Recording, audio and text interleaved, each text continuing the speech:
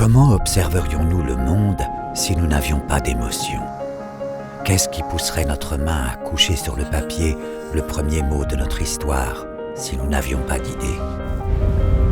L'art naît de la jonction de ces deux éléments et détient le pouvoir de nous transporter vers l'inconnu.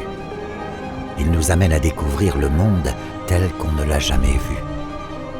On peut être pris d'un élan de liberté si puissant qu'il emporte avec nous le spectateur observant la scène, et tout ça en une fraction de seconde. Après tout, le temps est si relatif que cette simple seconde peut contenir à elle seule une vie entière. Elle suffit parfois pour figer l'instant, pour en apprécier la force et lui donner un goût d'immortalité. Les minutes deviennent des heures des jours, et les jours très courts lorsque l'on passe ses nuits la tête dans les étoiles, quand ce n'est pas le nez dans les détails. Il faut savoir qu'une idée, ça vous fait regarder partout, tout le temps, sous tous les angles. Il y a tellement à voir pour peu que l'œil sache écouter.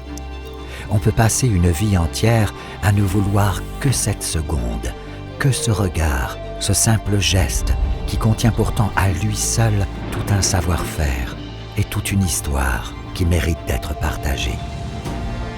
De ces moments rares, précieux, isolés, nous ressortons changés. Ce changement se retrouve dans nos choix, dans nos attitudes envers les autres et surtout dans notre envie de vivre. Car c'est bien elle, l'émotion originelle, celle qui donne naissance à toutes les autres. Cette envie de respirer, de faire battre son cœur, de se surprendre et de se surpasser, afin qu'un jour on puisse se souvenir d'avoir vraiment vécu. Que l'on s'éloigne, que l'on se rapproche, que l'on s'élève ou que l'on plonge, tant qu'une idée nous fait bouger, c'est qu'elle commence à prendre vie. Et ça va vite. Avant de réaliser ce qui vient de se passer, c'est déjà fini.